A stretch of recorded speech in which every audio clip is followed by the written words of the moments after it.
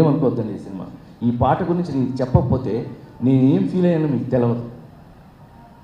ఒక తల్లి లేనివాడు తల్లిని చూసుకోవాలంటే కూతురులో చూసుకుంటా.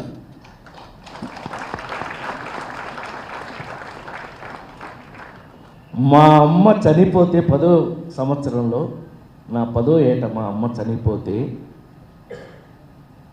నేను ఒక రాజేంద్ర ప్రసాద్ అనే ఒక నటుడినైతే, నటుడిగా 40 సంవత్సరాలు నటిస్తే బేవర్ సినిమాలో యాక్ట్ చేసినప్పుడు ఒక కన్న కూతురు కళ్ళ ముందు కన్న కూతుర్ని బలి ఇస్తే, ఆ కన్న కూతురు మీద ఒక పాట రాయమని అడిగితే, అది సుద్దాల అశోక్ తేజన్ రాయమని నేను అడిగితే అతను రాస్తే ఆ పాట వింటే first time Kashyap hats off to you.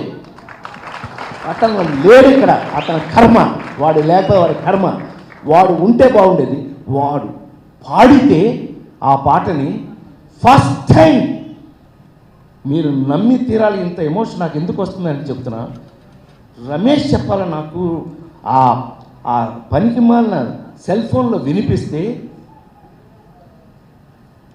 నేను ఏడ్చి ఆ రోజు సాయంకాలం ఇంటికి తీసుకెళ్ళి, నాకు ఒకే ఒక కూతురు, దాని పేరు గాయత్రి, ఇంటికి తీసుకెళ్ళి దాంతో నేను మాట్లాడినాను. ఎందుకంటే అది లవ్ మ్యారేజ్ చేసుకున్నాయి, ఇవన్నీ మామూలు విషయాలే.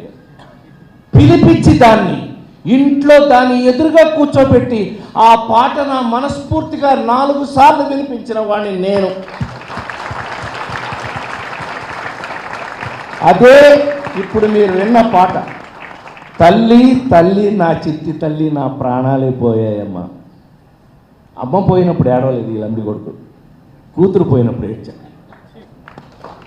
మీరు మనుషులై, మీరు నిజంగా మీకు మనసు ఉంటే ఈ పాటను మీరు జన్మలో మర్చిపోలేరు.